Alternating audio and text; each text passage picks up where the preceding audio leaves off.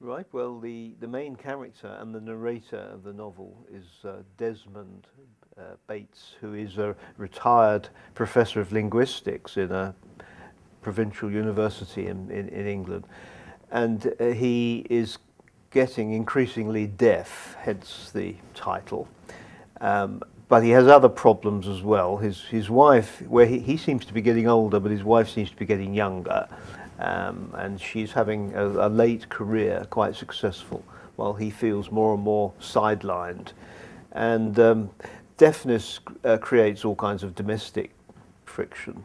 And he also has an aged father who lives in London somewhere away and is a source of great anxiety to him, and he visits him occasionally. So that's the situation that we start with. But a new character called Alex, who is a young American graduate student working at the university where he formerly taught, enters his life. And she turns out to be a very complicated, difficult and unpredictable character. And he finds himself drawn into a kind of relationship with her, which he didn't intend, which he tries to keep secret, and that creates more and more complications for him.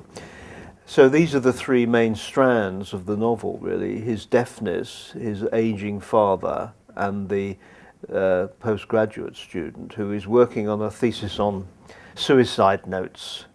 So as well as deafness, there is a theme about death, about aging, about coming to terms with mortality, which runs through the novel. I first got the idea for Death Sentence on Boxing Day, the 26th of December in England, because I made a note the next day in my diary or journal. And I was cleaning my teeth, ready to go to bed, and I suppose I must have had some possibly domestic friction to do with deafness in that day. I don't know, because there is a big Boxing Day party in the novel, you know.